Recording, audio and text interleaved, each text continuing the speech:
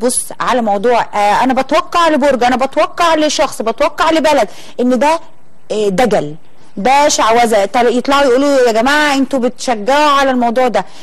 حضرتك بتتوقعي المواضيع دي ازاي؟ بصي حضرتك، هو كل علماء الفلك لما بيجوا يتوقعوا، احنا ما بنطلعش نبص في السماء بمناظير والكلام ده، لا طبعا، هي كلها حسابات وجداول وبرامج احنا بنتعامل بيها، وبالتالي بتدينا الدلائل اللي احنا بنقولها دي. يعني حضرتك قصدك ان دي طريقه علميه مالهاش دعوه بقى بموضوع العفاريت والشعوذه؟ كلها حسابات دقيقه كده، زي ما انت في الماس بتمسكي الكالكوليتر وبتعملي حساباتك، هي زي كده بالظبط، طريقه علميه يعني. بالظبط. تمام، يعني الموضوع ملوش دعوه لا دكتوره عبير معاها اقول لك معاها عفريت، معاها مش عارفه انت عارفه الكلام لا هي طريقه علميه بحته. تمام.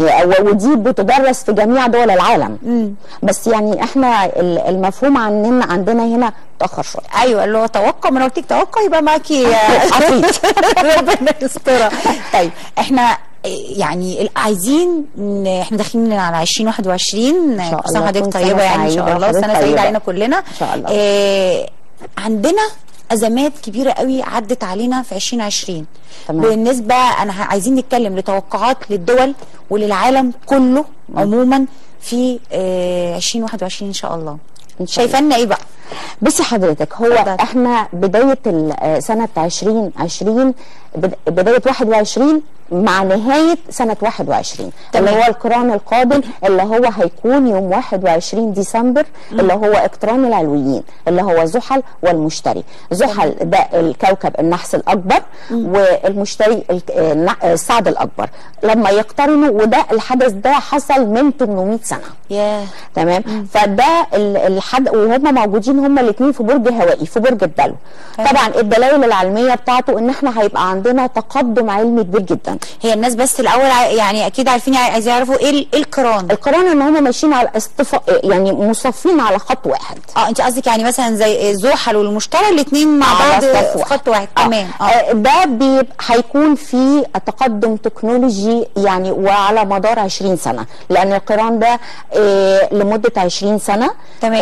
ال 20 سنه دول هنشوف فيهم تقدم تكنولوجي كبير، تقدم علمي كبير، تقدم صحي كبير. عارفه الريبوت؟ طبعا هيبقى منتشر جدا جدا، وهيتدخل في حاجات كتيره، ومنها العمليات الجراحيه كمان، والكلام ده هيكون على مدار 20 سنه. ده احنا كده هنعمل زي المسلسل اللي شفناه، اللي هو فاكره مسلسل النهايه. أيوة. لما كل حاجه شغاله بالريبوت. هيبقى ده حاجه طبيعيه. السفر، حتى السفر مثلا لو انت بتسافري بمده طويله، لا المده هتقصر. في تقدم علمي كبير جدا، وده دلائل وجود الاقتران في برج الدلو. تمام. الاحداث بقى اللي جايه طبعا عايزين بقى نعرف بقى ايه اللي هيحصل بقى 2021 ان شاء الله. بصي حضرتك، هو احنا هنشوف هزات ارضيه وزلازل كبيره جدا، وزلازل هدامه.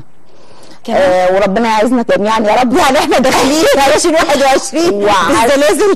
الزلازل والثورات.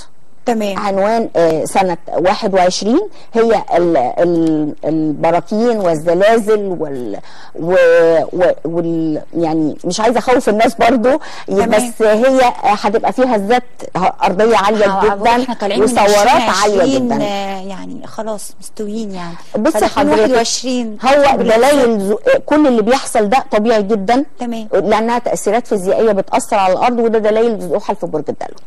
تمام. فده حاجة طبيعية جدا بالنسبه يعني للكره الارضيه. تمام.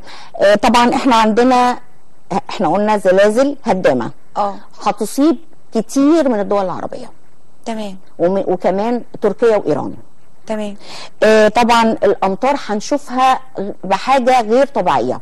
يعني عمرنا في السنين اللي فاتت دي ما شفناها قبل كده. هيكتر الجليد. الدول اللي هي على خط الجليد هتبقى فيها الجليد كتير جدا. اللي خط الجليد، لكن مش اللي مثلا جوها معتدل او كده او حار. طب هقول لحضرتك حاجه، احنا من اسكندريه اظن احنا من شهر كده شفنا ان الدنيا عندنا بتشتي تلج. ودي حاجه ما كناش يعني بنشوفها قبل كده، ما كناش متوقعينها، لدرجه انها كانت بتكسر ازاز العربيه. ومش في اسكندريه بس، ده حصل في كذا بلد عندنا. فده حاجه دي احنا مش متعودين عليها في الوقت ده من فصول السنه. وده من دلائل برضو زحل في برج الدلو. تمام. طبعا هيبقى في اكتشاف لمنظمات ارهابيه كبيره. والمنظمه عارفه لما نقول السحر هينقلب على الساحر، هيبقى المنظمات دي طبعا للاسف يعني هتعمل يعني انفجارات في اماكن سياحيه كبيره في الدول كتير من دول عربيه. بس هيتم اكتشاف هذه المنظمات صح؟ طبعا. تمام. بس هيبقى برضو لازم يبقى في ضرر. بس هيبقى يكون في دول عربيه ودول اجنبيه، واكتر الدول المتاثره بده فرنسا. تمام. هيبقى فيها انفجارات كتيره وهيبقى فيها منظمات ارهابيه كبيره. تمام. طبعا هيبقى في كثره الفضائح اللي هي في البرلمانات. هنشوف ناس متمثله في برلمانات واقفه امام المحاكم. سقوط طائرات، هنشوف سقوط طائرات جامده جدا وكتيره جدا في بعض من الدول العربيه والاجنبيه. يعني على مستوى العالم كله. تمام. وباء يصيب الحيوانات الأليفة، واحنا كنت قبل كده في قنوات تانية اتكلمت على وباء يصيب الحيوانات الأليفة، وده حصل بالفعل في 2020. ولكن في 21 هيكون الإصابة ازاي؟ يعني مثلا في دول مثلا بتربي طيور، في دول بتربي جمال، في دول بتربي أبقار. كل دولة حسب الحيوانات اللي متواجده في كل دوله. في كل دوله. والحيوانات دي هيكون فيها كثره الوفيات وهيكون فيها عدوى للانسان. تمام. هيكون في فضائح تمس التقاليد والاعراف. يعني في حاجات هتبقى احنا هنسمع عنها في دول كتيره، هنقول ايه ده؟ يعني دي مش تقاليد ولا اعراف العرب عامه. اغتيال شخصيه دينيه، وده هيكون في دول كتير عربية فقط. شخصية دينية. طب الدينية نقدر نحدد الديانة ولا بلاش؟ لا بلاش يعني. طيب بلاش. هيكون في طبعا مصر احنا بنقول لها مبروك مقدما. ان في اكتشافات اثرية تانية عظيمة